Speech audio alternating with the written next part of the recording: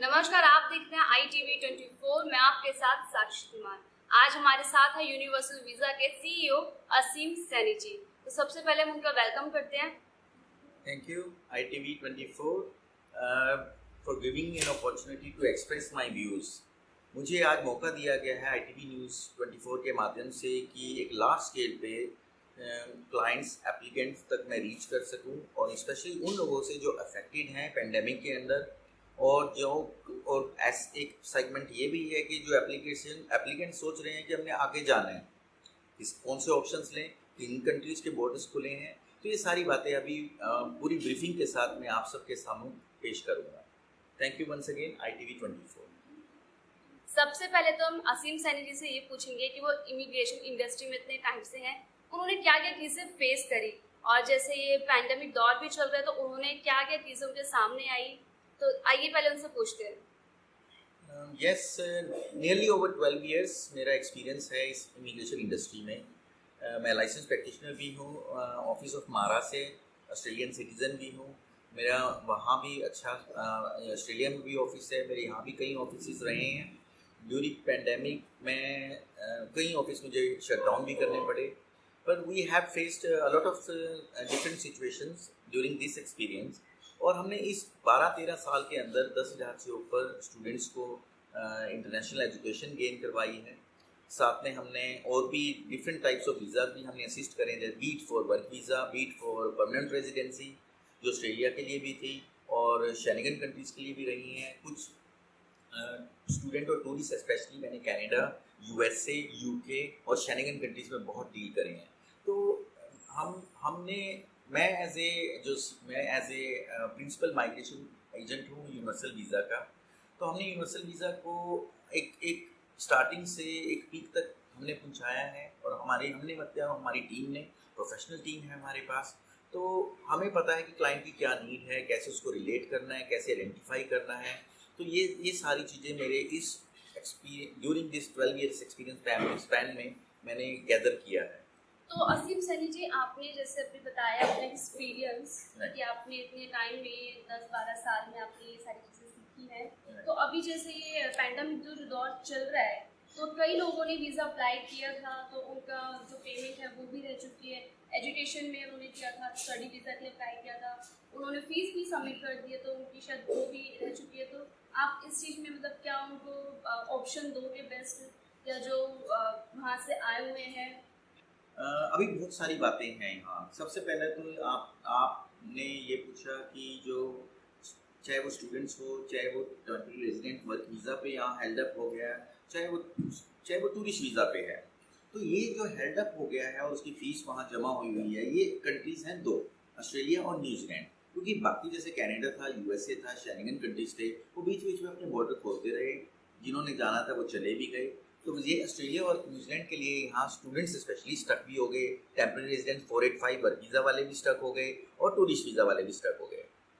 Australia ने, अब हम बात करते हैं ऑस्ट्रेलिया की, न्यूजीलैंड ने तो बिल्कुल ही नहीं बॉर्डर खोला और ना कोई ऐसी अपॉर्चुनिटीज़ दी। पर ऑस्ट्रेलिया ने कंपेरेटिवली कई ऐसे ऑप्शंस निकाले हैं, जैसे कि जब तक बॉर्डर नहीं खुलता आप विजिट नहीं कर सकते। तो क्या हो सकता है कि आप अपनी फ़ीस को डेफर कर सकते हो और आपका जो वीज़ा होगा, स्टूडेंट्स के लिए मैं बात कर रहा हूँ, जो स्टूडेंट्स आगे जाना चाहते हैं आगे फ्यूचर के अंदर, तो उन लोगों के लिए क्या है कि वो वीज़ा भी आगे फ्री में एक्सटेंड हो जाएगा। उतना टाइम फ्रेम जो उनका लॉस हुआ है डेफर में, उन्होंने पढ़ा नहीं, ना वहाँ जाके कोई उन्होंने वर्क किया, ना कुछ किया।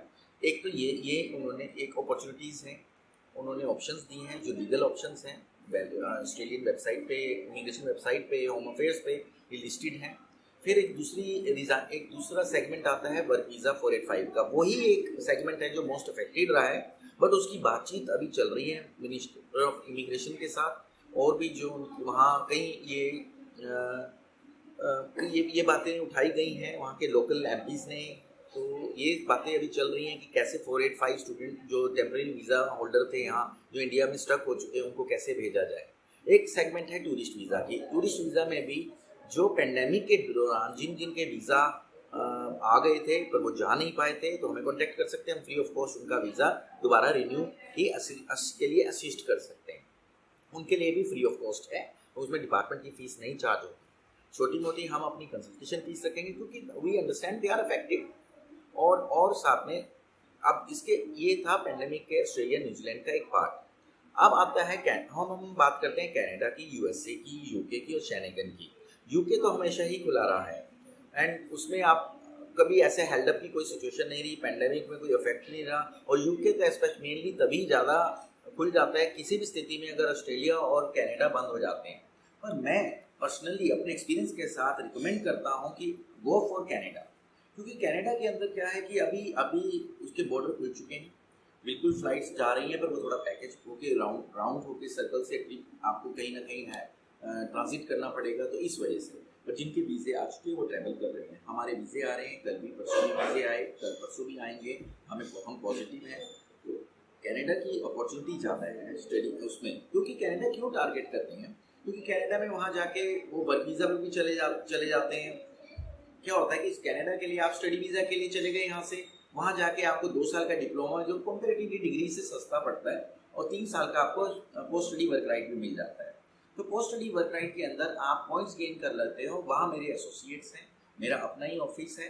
आप वहाँ से हम आपको ऑनशोर वहाँ ट्रीट होंगे ऑनशोर, तो आपका वो वर्क वीज़ा लेना, फिर उसके बाद आगे आपके पीआर के जो पॉइंट्स होते हैं वो भी बनवाने, वो भी हम आपको असिस्ट करेंगे। अब पीआर के लिए भी क्या होता है कि कनाडा की जो पीआर है ऑस्ट्रेलिया से थोड़ी सी डिफरेंट है। कनाडा और ऑस्ट्रेलिया की पीआर में ये डिफरेंस है कि ऑस्ट्रेलिया की पीआर आप चाहे ऑनशोर हो चाहे ऑफशोर हो, डजेंट मैटर, पॉइंट्स वही रहते हैं और थोड़ा हार्ड हो चुके हैं, डिफिकल्ट हो चुके हैं। इसलिए ऑस्ट्रेलिया की जो सारी सेगमेंट है वो जा चुकी है कनाडा के अंदर। अब कनाडा की जो पीआर की सेगमेंट है जो ऑनशोर हैं उनके लिए पॉइंट्स लेने आसान है, और अगर वो ऑफशोर या इंडिया में बैठे हैं तो वो पीआर होना बहुत मुश्किल है, पर वहाँ हैं तो उनका पीआर हो सकते हैं, आसान है। इस वजह से जो यहाँ का स्टूडेंट है वो यही अप्रोच करता है कि एक हर कोई स्टूडेंट, हर कोई माँ बाप भी यही सोचते हैं कि उनका स्टूडेंट पे इतना पैसा लगाया जा रहा है तो वो सेटल ही होके आए। सेटल का मतलब अच्छी बात है कि आप वहाँ जाके वर्क वीज़ा पे कन्वर्ट हो रहे हैं, आप वहाँ जाके अपने आगे लीनिया भी हो सकता है, फिर आगे जाके आप एम्प्लॉयर के साथ जो कनेक्टेड होता है उसके साथ आप वहाँ पीआर परमानेंट रेजिडेंसी भी हो जाती है पॉइंट्स बेस्ड।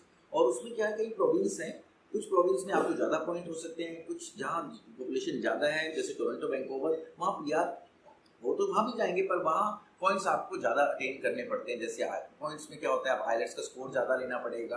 तो ये सारी चीज़ें। एक चीज़ और मैं अलर्ट करना चाहता हूँ, जिसने भी कनाडा जाना है वो आइलेट्स करें, नॉट पीटीई, क्योंकि आइलेट्स वहाँ हर जगह एक्सेप्टेड है। एसडीएस बन जाता है। एसडीएस का मतलब होता है कि आपने 1 साल की फीस दी, 1 साल का जीआईसी पे किया, चांसेस वीज़ा के ज़्यादा होते हैं, इसमें शो मनी करने की जरूरत नहीं होती। 2-3 साल का अगर आपका गैप है और आप हम आपको असिस्ट कर सकते हैं कि कैसे आप प्रेजेंट कर सकते हैं, क्योंकि आपने वो सब कुछ कर रखा है जो आप नहीं बता पाते और हम वो प्रेजेंट करते हैं तो उससे वो आपका गैप कवर हो जाता है।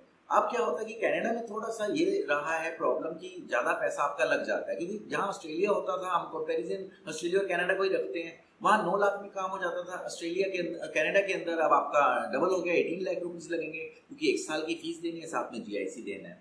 असीम सनी जी, आप हमें ये बताइए कि जो स्टडी वीज़ा जो अप्लाई कर रहे हैं स्टूडेंट, तो उनकी फीस भी ना रुके और उनको मतलब जो उनकी फीस है वो ज़्यादा भी ना लगे, तो आप उनको क्या ऐसा बेस्ट ऑप्शन दोगे कि वो वहाँ पे जाके उनको कौन सी यूनिवर्सिटी में एडमिशन लेना चाहिए और उनकी स्टडी भी ना रुके? आप ऐसा क्या उनको बेस्ट ऑप्शन? बेस्ट ऑप्शन यही है कि go for Canada. Simply Canada के अंदर अभी बॉर्डर भी खुले हैं और आगे खुल भी जाएंगे, ये पॉजिटिव होप भी और एक्सपेक्टेड भी है compare to other countries like Australia. तो सेकंड चीज ये है कि आप गवर्नमेंट कॉलेजेस को पिक करें, उसमें 2 साल का डिप्लोमा है, एसडीएस बन जाता है, डीएलआई लिस्ट में है।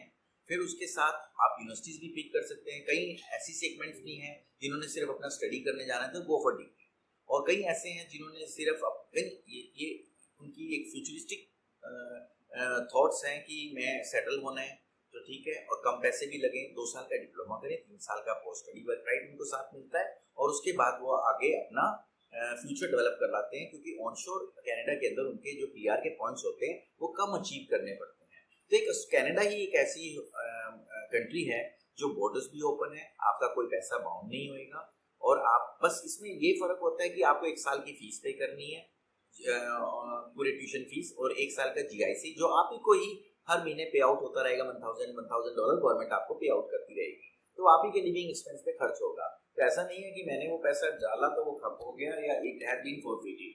तो मेरे हिसाब से सबसे बेस्ट अपॉर्चुनिटी कनाडा है, और go for 2 years government diplomas.